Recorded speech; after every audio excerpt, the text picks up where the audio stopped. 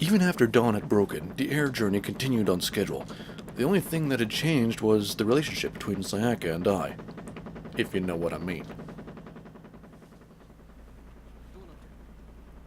What's going on?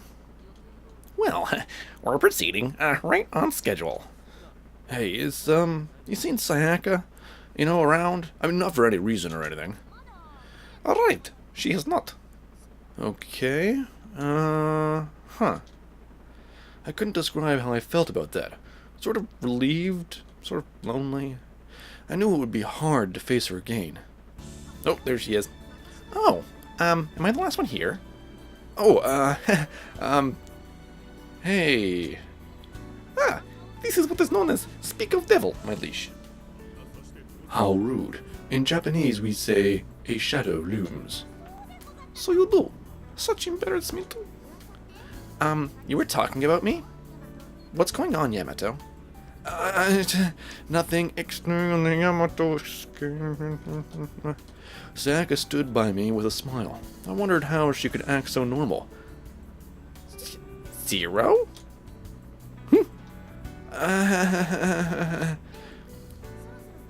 Hey, are we almost at the lab? I don't know. Let's find out. Mirror, what do you think? Well, we'll be at Minima Torishima fairly soon. Verily, it was a long journey. Ages it has been since last I saw land. Okay, that's a bit much. Is he always so high-strung like this? Yeah, actually, pretty much. But there's something else I've been wondering. What's there? What is the ball of paper she's been clutching in her hand?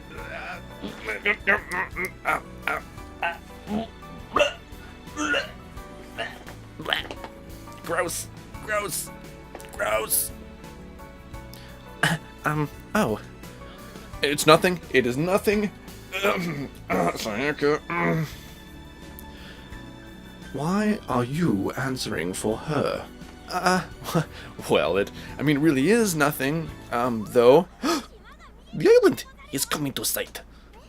Really? Well, we must be real nearly there. Everyone, we're going up. Up? Question mark? That's correct. Now that I looked, it was clear there was no base on the island, but going up would mean... No, it can't be. It's a floating laboratory. Holy McShit. I ran to the window and looked up. Something was there, far above us, glinting in the sunlight. That's no moon. It is. That is the Stryker laboratory. No fucking way. Where is it? Okay, no, you... What? Huh? Anyways, no, just look for yourself. It's right there. You can, it's, that big fucking circle that you were just like, holy shit, what is that thing? And then you were like, but where is the base? That is the base. Oh, but how can thing such a great size remain in sky? The Stryker laboratory is the nexus of our country's military technology. Because of this, it was made to move at regular intervals. So that it can't be targeted, you mean? That is correct. There's one reason why the laboratory is still going strong. So, how do we get in? Now that we're here, I think I can guide us. Move around that way. Roger. The ship glided through the air and landed on the plaza before the laboratory's entrance. I guess we're going in. Yeah. Hey now, don't cling to me. Don't get all clingy, alright? Just because we, and throw away that thing. Why not? How very close you seem. Well, there's nothing wrong with that, right? Yes, I approve of Zero. What do you mean you approve of me? There was no way to hide it, I guess, but... Well, it couldn't be helped. Though it was hardly the time to be worrying about love affairs. I let out a small sigh. Didn't you just? Didn't you just? Wow. It's really cold up here. It really is. It was the first thing any of us said as we disembarked from the into the Stryker laboratory. Coming out of the comfort of the airship, the cold seemed especially penetrating. But, what is it? It's nothing. No, I think it's nothing. Oh God, it's something. Verily, the air is thin up here. I mean, we're at 4,000 meters above sea level. I mean, logically, so high. What is it that keeps it airborne, exactly? It would be difficult to explain in detail. Just keep in mind how far Japan's technology has advanced. Alright, I understand that, I suppose. I don't. Jack and I looked around our surroundings, nearly gawking. I noticed that Sayaka seemed a bit uneasy. Something wrong, Sayaka? I know this place. Hey, Sayaka. I'm sorry, I think I'd like to go on ahead. With the last word, Sayaka ran off. What was wrong? What was wrong? What was wrong with her? My liege, a man must not always pursue. Hang on a second. What are you talking about? Well, it's pretty obvious. Okay, fine. Anyways, let's just do our job and concentrate on the work, alright? Let's look around or something. You must wait some time before you approach her. I didn't intend to approach her. I guess she'll be fine, but we can't just leave her on her own forever either, right? I see. Well, if you wish to look around, then accompany you, I shall. Okay. You do as you like then. Now, where do we start? If you wish to avoid Sayaka-dono, then go to long way around we shall. I'm finding you very annoying right now. Verily? But why?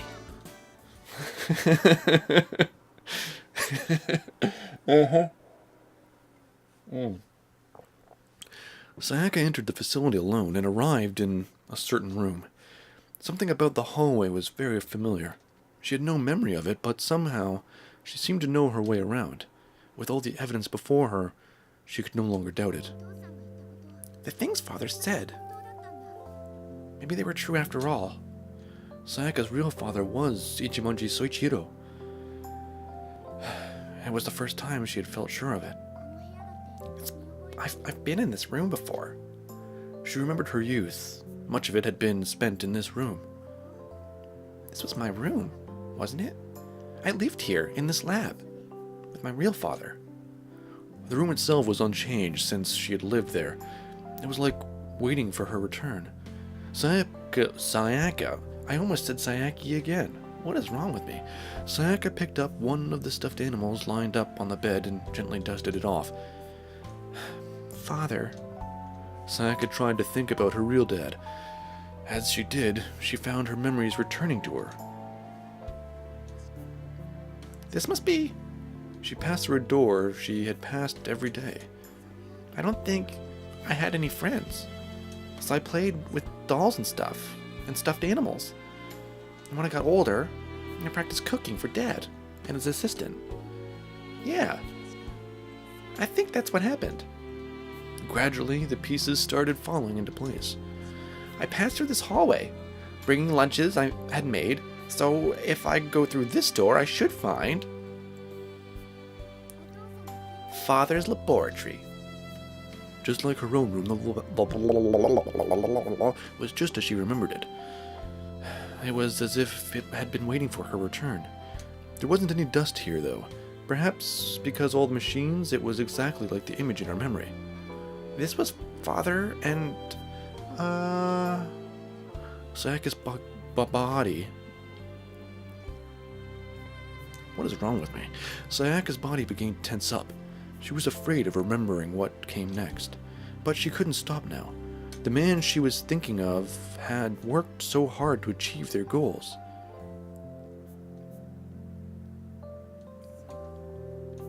Yeah. The other man, his assistant, Tadokoro-san. A tear ran down her face. The face that appeared in her mind was the person Sayaka had thought of for her father for so long. I see. He became my father, and watched over all of us. No, me, sorry, he watched over me all this time. Tadokoro-san. I wish I could have thanked you. It feels so strange to call him Tadokoro-san. I wonder if it's alright to think of him as Papa. Thank you, Papa. She whispered the word and wiped away her tear. There were still so many things she had left to remember. I think there was another person here too. There was my real father. Oh, thanks. Right. Aw, thanks as always, sorry. I don't have a voice for him. I used a different voice, and that was totally, I don't know what I was doing before. Thanks as always, sorry. A faint silhouette appeared in her mind. Yeah, he was a large man. His face, oh right, his face would just, oh never mind. Self-spoilers. His face was so craggy and he always ate so much. Look at that cute little muffin.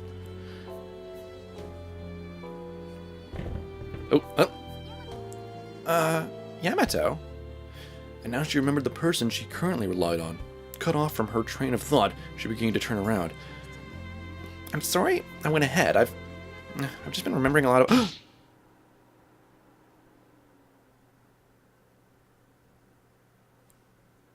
Shock and surprise. Shock and surprise. A blade was protruding from her chest. A moment later, it shook her off like a piece of trash. It was fitting that she should be killed in the same room as Todokoro, her adoptive father. In the same fashion.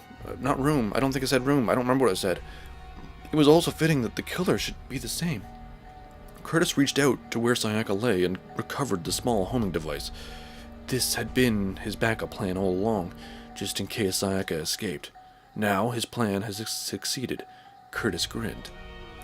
Thank you for your help. With the sarcastic words spoken, Curtis lost all interest in Sayaka and looked around the room. Something caught his eye and he drew closer. This must be... Standing at the center of the lab was a dais, the cables of various sizes radiating out from it, with cables of various sizes radiating out from it. A pipe connected it to the ceiling, and the object inside glowed faintly. It looks fucking huge, though. The object was modeled after a human organ, and it was easy to guess what it was. It was a heart, the artificial heart that Curtis was after. What a glorious invention. Ichimonji Soichiro. With this, I can live on for centuries. We can produce ultimate cyborgs en masse.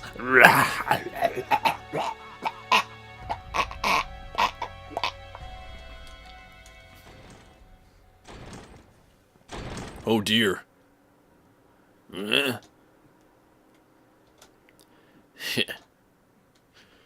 Dude, doing that. Oh no, you killed his daughter, you son of a bitch. Striker 10. Ichimonji Soichiro looked down at his daughter's lifeless body. There was no question what had happened. She was lying in a pool of blood.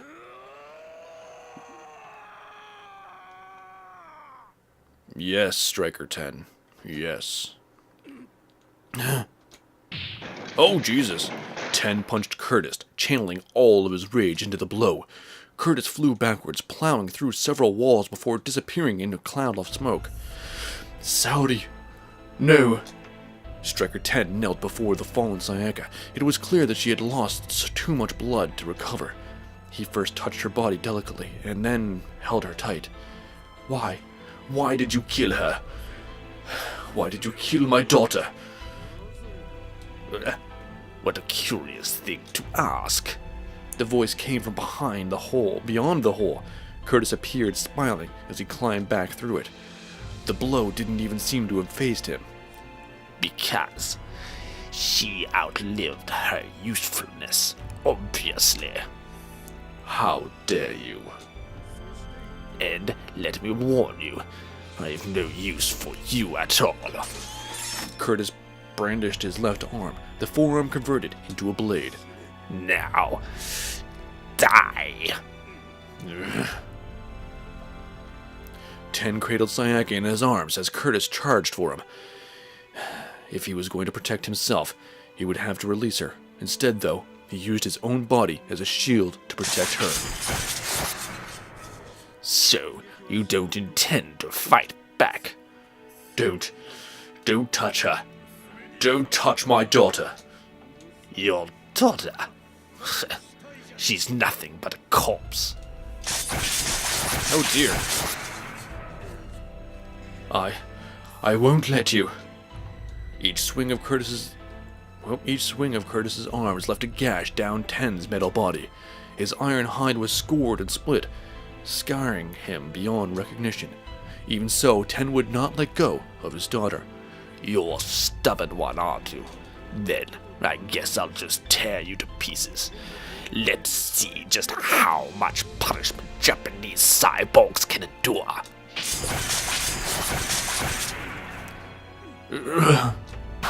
Take this. A slash severed his left arm at the elbow, but even so, Ten did not lose his resolve. You won't touch her. You will never touch her. Todokura risked his life to protect her when I could not. He raised her so kindly. My daughter, my precious daughter, whom I entrusted to my comrade in arms. I will not let the likes of you take her away from me. He spat the words out bitterly, but Curtis only sneered at him. I see. She's that important to you, then. I will let you die together. Huh? I shall end this now. That's my line. Oh. We were drawn there by the commotion, but by the time we arrived, Ten was already in a bad state. Sayaka was bleeding and lifeless in his arms. I flew at Curtis, driving out by my anger. I will end you now. No, that's still my line. God, this guy's got bad memory. Jack, we should help this guy with his memory. Prepare yourself for memory replacement. We attacked at the same time, but our hits didn't land. Curtis dodged just easily. All I hit was his afterimage. I can handle 2 against 1, but I'd rather not. Running away, are you? I've already found what I was after. There's no reason for me to put any more effort in here. It just means I'll finish you off later. I must leave something for you to rabble to. After all, enjoy what remains of your life. With that, Curtis turned his back and ran. My leash! Shall we pursue him? No.